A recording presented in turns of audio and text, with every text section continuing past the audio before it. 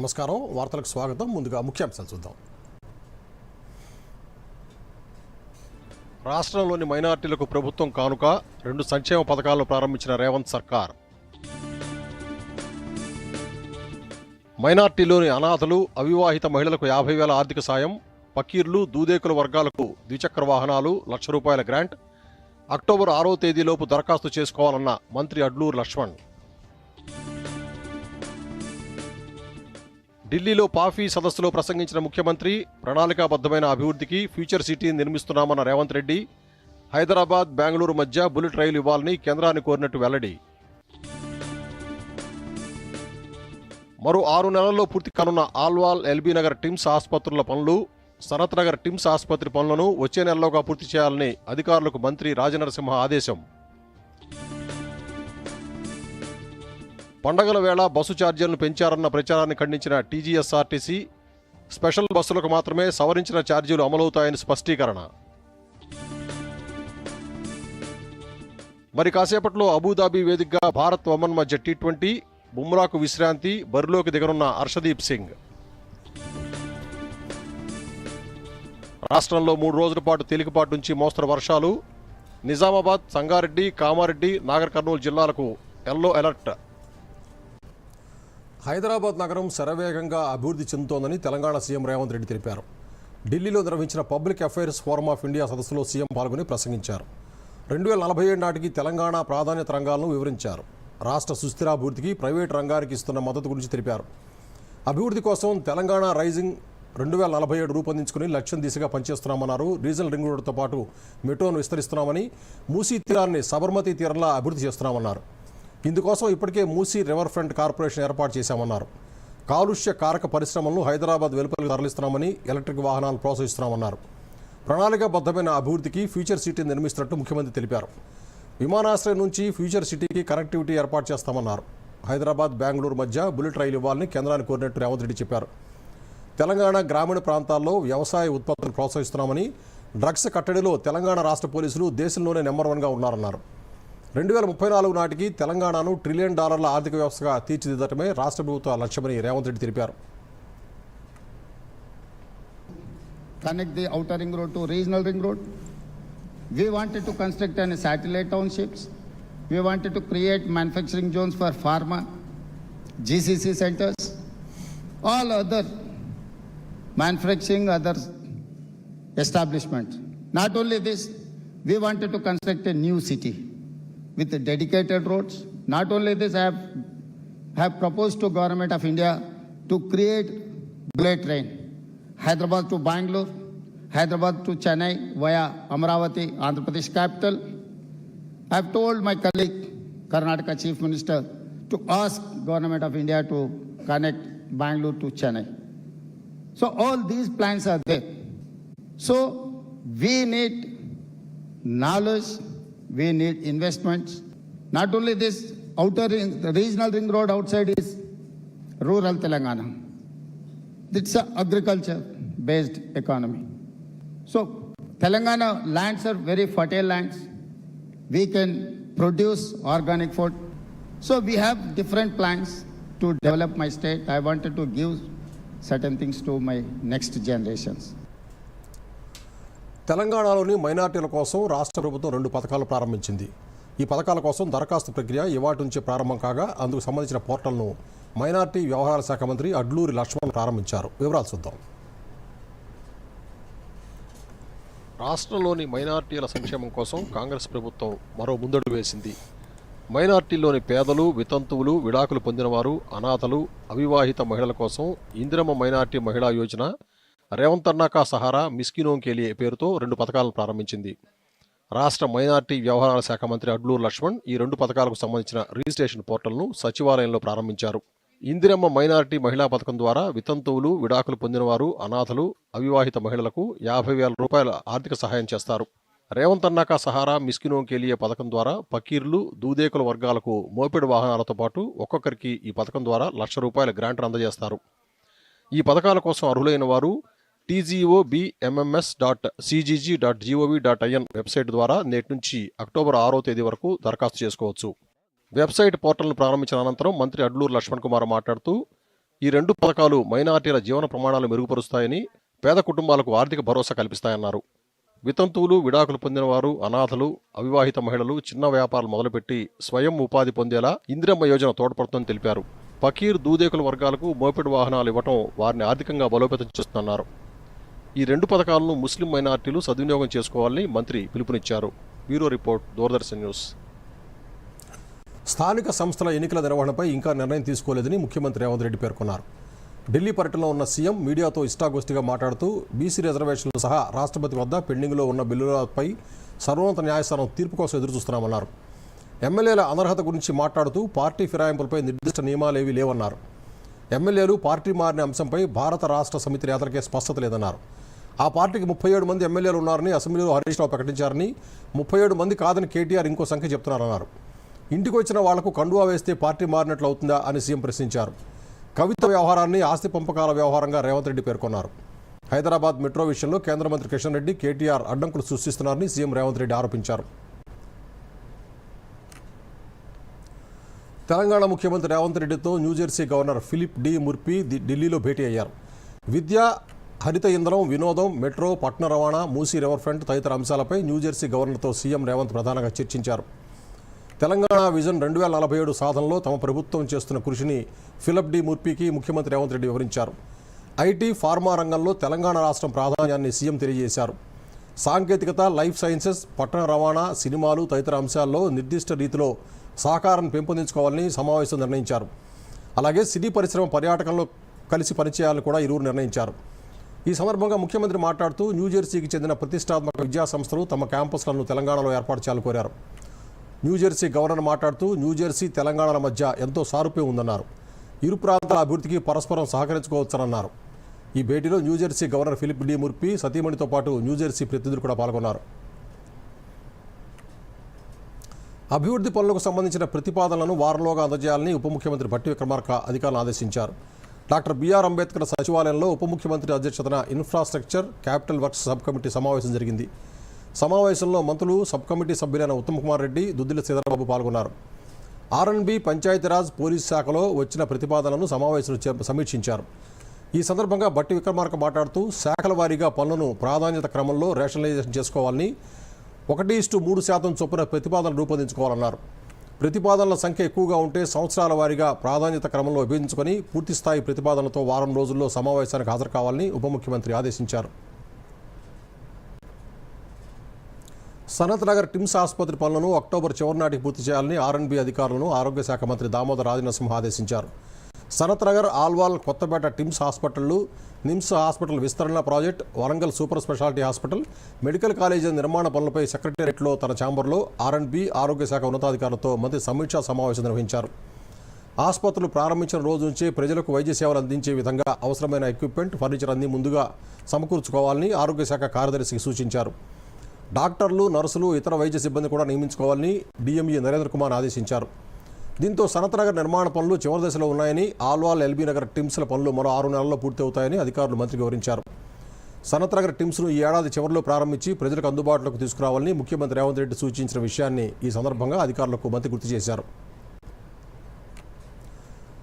తుమ్మడిహట్టి నుంచి ఎల్లంపల్లికి నీటిని తరలించేందుకు doctor BR Ambedkar Pranahita, Chevella project అంచనాలు సవరిస్తూ కొత్త ప్రీ ఫీజిబిలిటీ రిపోర్టు సిద్ధం చేయాలని రాష్ట్ర ప్రభుత్వం ఆదేశించడంపై బీఆర్ఎస్ నేత హరీష్ రావు స్పందించారు.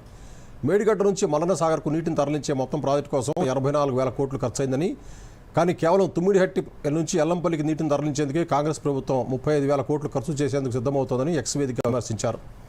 37 లక్షల ఎకరాల ఆయకట్టుకు నీళ్లు ఇవ్వాలనేది కాళేశ్వరం పథకం లక్ష్యమని, ప్రాణహిత, చేవెళ్ల ప్రాజెక్టుతో కేవలం 4,47,000 ఎకరాలకే సాగునీరు అందిస్తామంటూ మంత్రులు ప్రకటనలు చేస్తున్నారని విమర్శించారు. కాళేశ్వరం ప్రాజెక్టుతో పోలిస్తే 3వ వంతు ఖర్చు చేస్తూ 10వ వంతు ఎకరా కూడా నీళ్లు ఇవ్వటం లేదని విమర్శించారు. స్టేషన్ ఘన్పూర్ నియోజకవర్గ అభివృద్ధి కోసమే కాంగ్రెస్తో కలిసి వెళ్తున్నట్టు ఎమ్మెల్యే కడియం శ్రీహర్ తెలిపారు. స్టేషన్ ఘన్పూర్ నియోజకవర్గ ప్రగతికి అన్ని విధాలుగా అండగా ఉంటారని ముఖ్యమంత్రి రేవంత్ రెడ్డి హామీ ఇచ్చారని హనుమకొండలో నిర్వహించిన మీడియా సమావేశంలో తెలిపారు. రేవంత్ రెడ్డి సహకారం వల్లే నియోజకవర్గంలో అభివృద్ధి పనులు జరుగుతున్నాయని, నియోజకవర్గంలోని పలు ప్రాంతాలకు గోదావరి జలాలు తీసుకొచ్చినట్టు చెప్పారు. పార్టీ ఫిరాయింపులపై కడియం మాట్లాడుతూ కేసీఆర్ ప్రభుత్వ హయాంలోనూ 36 మంది ఎమ్మెల్యేలు పార్టీలో చేరారని, వారిలో 2 మంత్రి పదవులు కూడా ఇచ్చారన్నారు. బీఆర్ఎస్లో చేరిన వారెవరూ రాజీనామా చేయలేదని, ఇప్పుడు మాత్రం బీఆర్ఎస్ నేతలకు విలువలు గుర్తొస్తున్నాయని విమర్శించారు. గతంలో ఆనాడున్న బీఆర్ఎస్ పెద్దలు, ఆనాడున్న ముఖ్యమంత్రి కేసీఆర్ గారు 10 సంవత్సరాల అధికారంలో ఉన్న కాలంలో 36 మంది ఎమ్మెల్యేలను చేర్చుకున్నారు. అందులో 2 మంత్రులు కూడా చేశారు. మొదటి విడత శ్రీనివాస్ యాదవ్ మంత్రిగా చేశారు, రెండో విడత సబితా ఇంద్రారెడ్డి గారిని మంత్రి చేశారు. ఆ 36 మందిలో ఏ ఒక్కరు కూడా రాజీనామా చేయలేదు. ఆ 36 మందిలో ఏ ఒక్కరు కూడా డిస్క్వాలిఫై కాలేదు.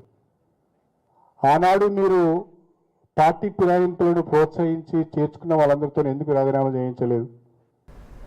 ఆనాడు లేని రాజకీయ విలువలు, ఆనాడు లేని నైతిక విలువలు ఈ రోజే మీకు గుర్తుకొచ్చినాయా? అధికారం కోల్పోయిన తర్వాత గుర్తుకొచ్చినాయా? మీరు చెప్పండి, ఎందుకు ఆ రోజు ఆ రకంగా చేశారు, ఈ రోజు ఈ రకంగా చేశారు? బీసీ రిజర్వేషన్ల పెంపు కోసం తెలంగాణ జాగృతి ఆధ్వర్యంలో ప్రత్యక్ష పోరాటానికి దిగుతామని ఎమ్మెల్సీ కవిత ప్రకటించారు. రిజర్వేషన్ల విషయమై ప్రభుత్వం నుంచి నిర్ణయం వెలువడకపోతే మినిస్టర్స్ క్వార్టర్స్ను ముట్టడిస్తామని ఎక్స్ వేదికగా కవిత హెచ్చరించారు. స్థానిక ఎన్నికలకు హైకోర్టు పెట్టిన గడువు ముంచుకొస్తోందని, బీసీ రిజర్వేషన్లు పెంచాలని డిమాండ్ చేస్తుంటే రాష్ట్ర ప్రభుత్వం ఎన్నికలను వాయిదా వేసేందుకు చూస్తోందన్నారు. సెప్టెంబర్ 30 లోపు ఎన్నికలు పెడతామని ఒకరు, రిజర్వేషన్ పెంపు తర్వాతే ఎన్నికలని మరొకరు పూటకో ప్రకటనతో బీసీలను మోసగించేందుకు ప్రయత్నం చేస్తున్నారని కవిత ఆరోపించారు. పండుగల నేపథ్యంలో బస్ టికెట్ ఛార్జీలను పెంచినట్లు జరుగుతున్న ప్రచారాన్ని టీజీఎస్ఆర్టీసీ యాజమాన్యం ఖండించింది. టికెట్ ఛార్జీలు పెరిగాయనే ప్రచారంలో వాస్తవం లేదని, స్పెషల్ బస్సుల్లో మాత్రమే ధరలను సవరిస్తున్నామని ప్రకటించింది. రాష్ట్ర ప్రభుత్వం జీవో నెంబర్ 16 ప్రకారం తిరుగు ప్రయాణంలో ఖాళీగా వచ్చే సర్వీసులకు అయ్యే కనీస డీజిల్ ఖర్చుల మేరకు టికెట్ ధరలను సంస్థ సవరిస్తుందని పేర్కొంది. స్పెషల్ బస్సుల్లో మాత్రమే సాధారణ ఛార్జీలో 50% వరకు సవరిస్తున్నట్టు తెలిపింది. మిగతా బస్సుల్లో మాత్రం ఛార్జీలో ఎలాంటి మార్పు ఉండదని టీజీఎస్ఆర్టీసీ ప్రకటించింది. 2003 నుంచి పండుగల సమయాల్లో ఛార్జీలను సవరిస్తున్నామని, ఇప్పుడే కొత్తగా ఛార్జీలను పెంచుతున్నట్టు దుష్ప్రచారం చేయడం మానుకోవాలని కోరింది.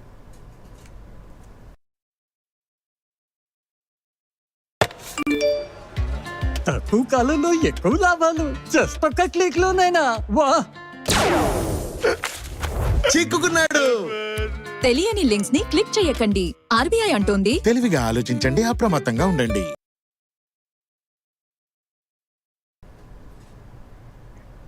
వార్తలకు తిరిగి స్వాగతం.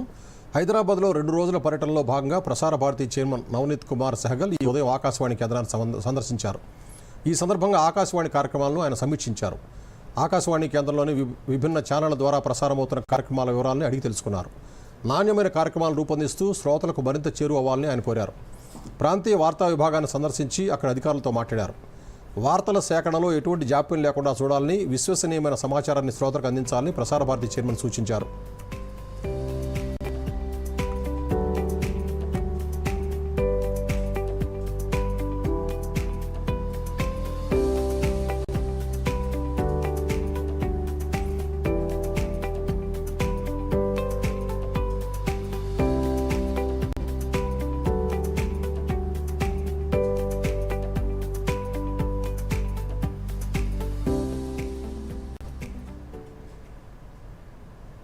స్వదేశీ జాగరణ్ మంచ్ ప్రతి సంవత్సరం దేశవ్యాప్తంగా వివిధ ప్రదేశాల్లో కేంద్ర కార్యవర్గ సమావేశాలు నిర్వహిస్తుంది. ఈ క్రమంలో సెప్టెంబర్ 20, 21 తేదీల్లో హైదరాబాద్లోని ఉస్మానియా విశ్వవిద్యాలయం అతిథి గృహంలో సమావేశం ఏర్పాటు చేస్తోంది. దక్షిణ భారతంలో స్వదేశీ భావజాలాన్ని బలోపేతం చేయడానికి ఈ సమావేశాన్ని నిర్వహిస్తున్నట్లు south zone convener doctor yes Lingamurthy తెలిపారు. దేశీయ, అంతర్జాతీయ సమస్యలను సమీక్షించి ఆర్థిక, సామాజిక, ఆధ్యాత్మిక రంగాల సమన్వయంతో స్వదేశీ స్వావలంబన అభియాన్ను ప్రారంభించనున్నట్లు కేంద్ర కార్యవర్గం ప్రకటించింది.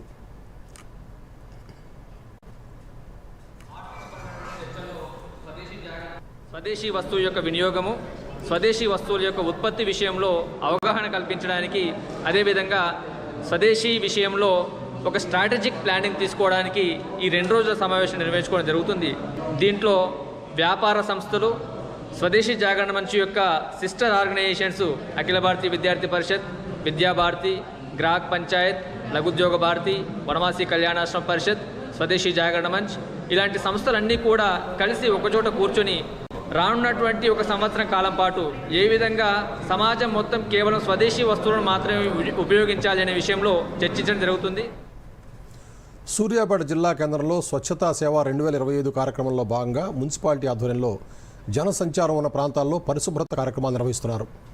ప్లాస్టిక్ వాడకాన్ని నిరోధించేందుకు స్టీల్ బ్యాంక్ ఏర్పాటు చేసి అవగాహన కల్పిస్తున్నారు. సూర్యాపేట బస్టాండ్ వద్ద మున్సిపల్ కమిషనర్ హనుమంత్ రెడ్డి ఈ కార్యక్రమంలో పాల్గొని చెత్తను తొలగించారు. ఈ సందర్భంగా ఆయన మాట్లాడుతూ అక్టోబర్ 2 వరకు ఈ కార్యక్రమం కొనసాగుతుందని తెలిపారు.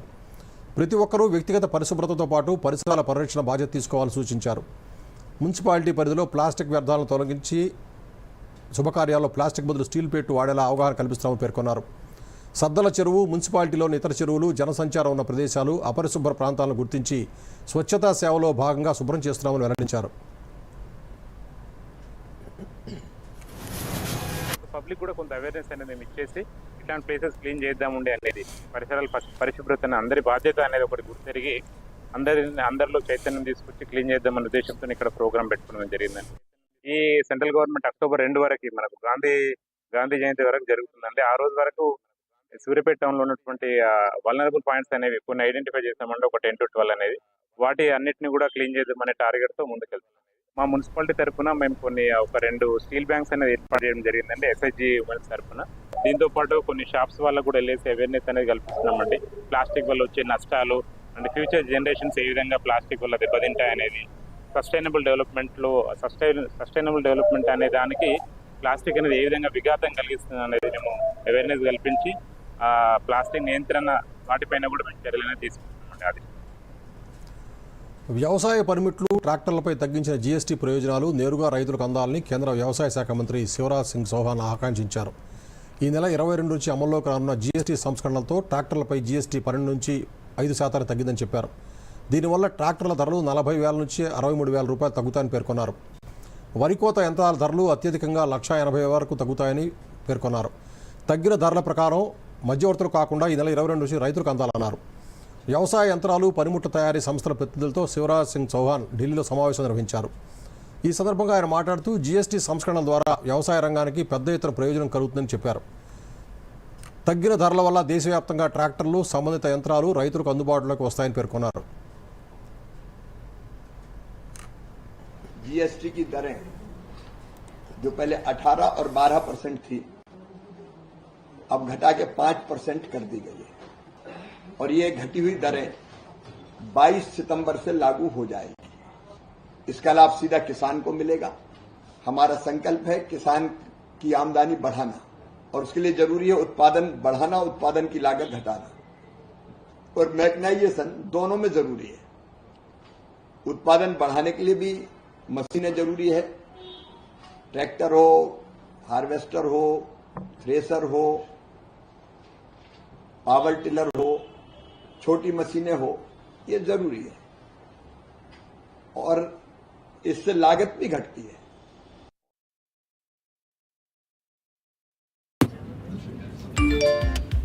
Work from home, high salary, just ఒక్క క్లిక్ లో. అరే వా, చిక్కుకుంది. తెలియని లింక్స్ ని క్లిక్ చేయకండి. ఆర్బీఐ అంటోంది తెలివిగా ఆలోచించండి, అప్రమత్తంగా ఉండండి. जन जन का रखे ध्यान, टीबी मुक्त भारत अभियान. पौष्टिक आहार है टीबी के खिलाफ सबसे बड़ा हथियार. पौष्टिक आहार से उपचार परिणाम बेहतर होते हैं और स्वास्थ्य में तेजी से सुधार आता है. इसीलिए तो निक्षय पोषण योजना के अंतर्गत इलाज के दौरान हर रोगी को मिलते हैं 1,000 रुपए प्रति माह पोषण सहायता के रूप में और सभी टीबी रोगियों के लिए न्यूट्रिशन सप्लीमेंट देने का प्रावधान है. साथ ही टीबी रोगियों के इलाज के दौरान हजारों निक्षय मित्र उन्हें पोषण किट प्रदान करते हैं. आप भी निक्षय मित्र बनकर टीबी रोगियों की सहायता कर सकते हैं. अधिक जानकारी के लिए nikshay.in पर जाएं. आइए हम सब साथ मिलकर देश को टीबी मुक्त बनाएं. निक्षय मित्रों से मिली शक्ति टीबी के मरीजों को नई ऊर्जा दे रही है. स्वास्थ्य एवं परिवार कल्याण मंत्रालय द्वारा जनहित में जारी.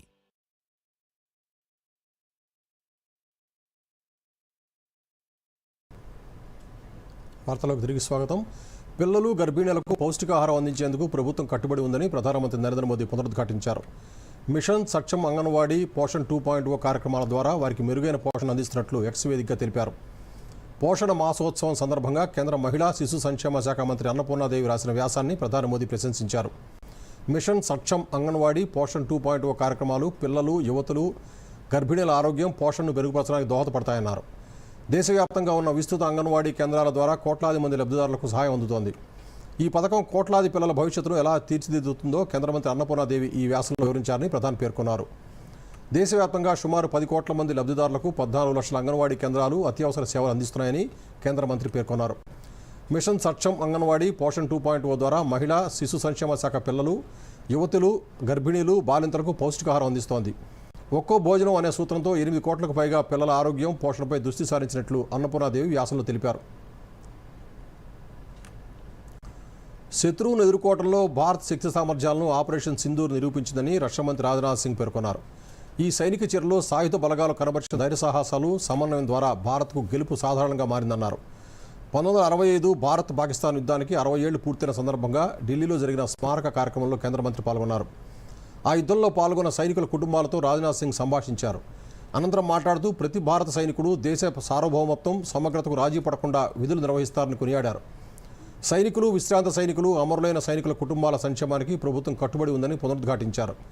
సైన్యానికి ఎలాంటి వనరుల కొలత రాకుండా చూస్తామని రక్షణ మంత్రి హామీ ఇచ్చారు. 1965 का युद्ध हमारे लिए आसान नहीं था. पाकिस्तान ने इन्फिल्ट्रेशन कराई, लोकल लोगों को भड़काने की कोशिश की, लेकिन आप सब ने, हमारे वीर जवानों ने उनकी हर चाल को विफल कर दिया था. और इस युद्ध के दौरान अनेक ऐसे बैटल्स हुए जिन्होंने इतिहास में अपना नाम दर्ज करा दिया. बैटल ऑफ फिलोरा में हमारी आर्म फोर्सेज ने जो पराक्रम दिखाया, उसने पाकिस्तान की हिम्मत तोड़ दी. इसके अलावा बैटल ऑफ चामिंडा की लड़ाई तो दुनिया की सबसे बड़ी टैंक बैटल्स में गिनी जाती है.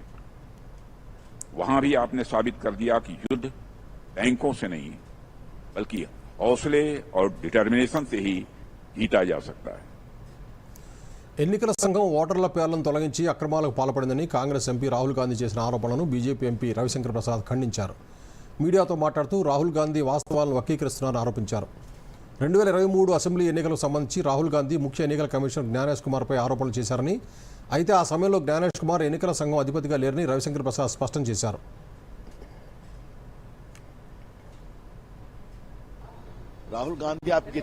राहुल गांधी कितना झूठ बोलेंगे, कितना बेबुनियाद आरोप लगाएंगे, और सबके पीछे में यही है कि हमको वोट नहीं मिलता तो हम जीतते नहीं है.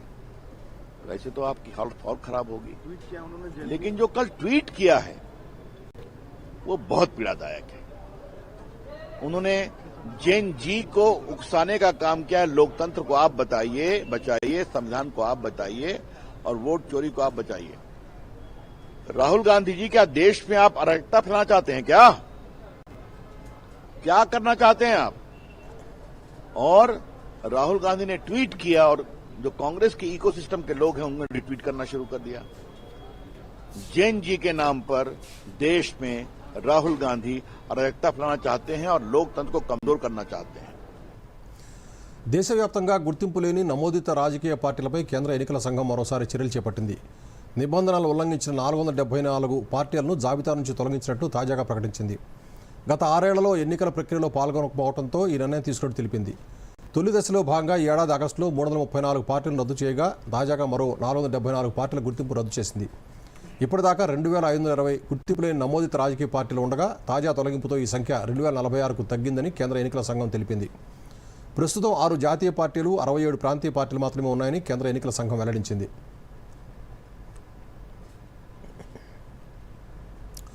బలూచిస్తాన్ లిబరేషన్ ఆర్మీ, దాని అనుబంధ సంస్థ మజీద్ బ్రిగేడ్ను విదేశీ ఉగ్రవాద సంస్థలుగా గుర్తించాలంటూ ఐక్యరాజ్య సమితి భద్రతా మండలిలో చైనా, పాక్ చేసిన అభ్యర్థనను అమెరికా అడ్డుకుంది. బలూచ్ ఆర్మీ, మజీద్ బ్రిగేడ్పై ఆంక్షలు విధించాలంటూ ఐక్యరాజ్య సమితి భద్రతా మండలిలో పాక్, చైనా ఉమ్మడి బిడ్ను సమర్పించాయి. ఈ సందర్భంగా ఐక్యరాజ్య సమితిలో పాకిస్తాన్ శాశ్వత ప్రతినిధి అసిమ్ ఇఫ్తికార్ మాట్లాడుతూ ISIL, K, al-Qaeda, Tehreek-e Taliban Pakistan, Baloch Army, Majeed Brigade సహా పలు ఉగ్రవాద గ్రూపులు ఆఫ్ఘనిస్తాన్ కేంద్రంగా తమ కార్యకలాపాలు నిర్వహిస్తున్నాయని తెలిపారు. ఆఫ్ఘనిస్తాన్ నుంచి ఉద్భవిస్తున్న ఉగ్రవాదం పాక్ ప్రాథమిక జాతీయ భద్రతకు ముప్పుగా మారుతోందని ఆందోళన వ్యక్తం చేశారు. తమ అభ్యర్థన మేరకు ఆ ఉగ్ర సంస్థలపై తగిన చర్యలు తీసుకోవాలని కోరారు. అయితే పాక్, చైనా చేసిన ఈ అభ్యర్థనను యూఎస్, యూకే, ఫ్రాన్స్ అడ్డుకున్నాయి. ఈ గ్రూపులను ఉగ్ర సంస్థలుగా గుర్తించడానికి తగిన ఆధారాలు లేవని పేర్కొన్నాయి. ఆసియా కప్ 2025లో తన చివరి లీగ్ మ్యాచ్కు భారత్ సిద్ధమైంది. అబుదాబి వేదికగా పసికోన ఒమన్తో మరి కాసేపట్లో తలపడనుంది. ఆదివారం పాకిస్తాన్తో సూపర్ 4 పోరు నేపథ్యంలో భారత్ ఈ మ్యాచ్ను ప్రాక్టీస్ మ్యాచ్లా ఉపయోగించుకోనుంది. ఫామ్లో ఉన్న భారత్, యుఏఈ, పాకిస్తాన్ జట్లపై ఘన విజయాలు సాధించి సూపర్ 4కు చేరుకుంది.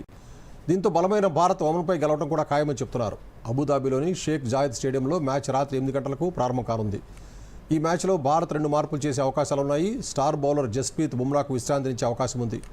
బుమ్రా స్థానంలో హర్షదీప్ సింగ్ ఆడనున్నాడు. ఈ నేపథ్యంలో కుల్దీప్ యాదవ్, వరుణ్ చక్రవర్తుల్లో ఒకరికే తుది జట్టులో ఛాన్స్ దక్కే అవకాశం ఉందని చెప్తున్నారు. దేశీయ స్టాక్ మార్కెట్ సూచీలు నష్టాల్లో ముగిశాయి. అమెరికాతో వాణిజ్య చర్చల నేపథ్యంలో ఇటీవల సూచీలు వరుస లాభాల్లో దూసుకెళ్లిన వేళ వారాంతంలో గరిష్టాల వద్ద మదుపరులు లాభాల స్వీకరణకు మొగ్గు చూపారు. ముఖ్యంగా ఐటీ, ఎఫ్ఎంసీజీ, ప్రైవేట్ బ్యాంక్ షేర్లలో అమ్మకాల ఒత్తిడి కనిపించింది. దీంతో 3 రోజుల వరుస లాభాలకు బ్రేక్ పడింది. సెన్సెక్స్ చివరికి 387 పాయింట్ల నష్టంతో 82,626 వద్ద స్థిరపడగా నిఫ్టీ 96 పాయింట్ల నష్టంతో 25,327 వద్ద ముగిసింది.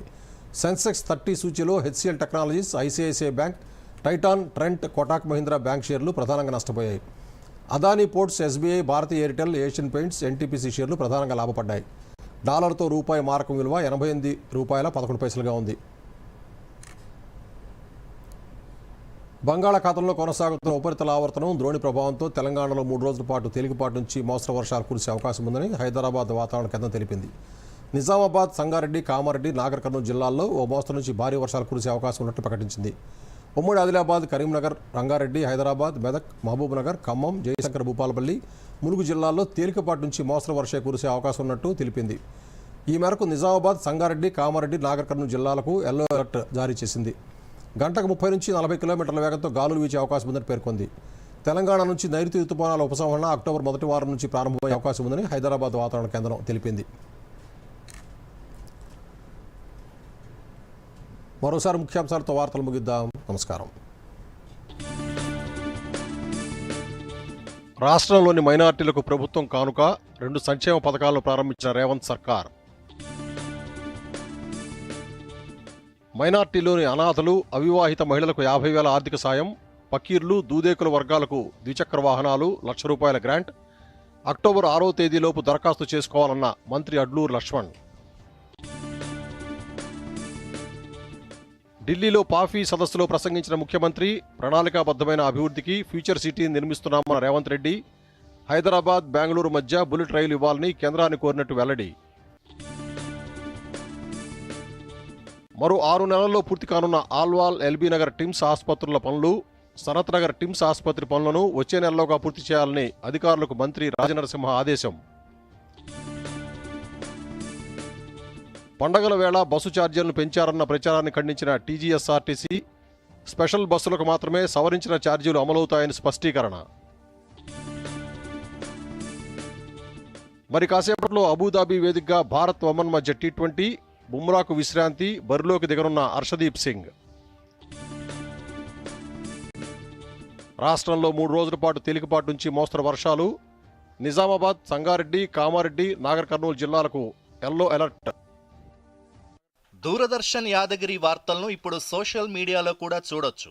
యూట్యూబ్ అయితే DD న్యూస్ తెలంగాణ, ఎక్స్ వేదికగా అయితే DD news Telangana @DD Yadagiri news, Facebook అయితే DD న్యూస్ తెలంగాణలో చూసి సబ్స్క్రైబ్ చేసి లైక్ చేయండి, షేర్ చేయండి.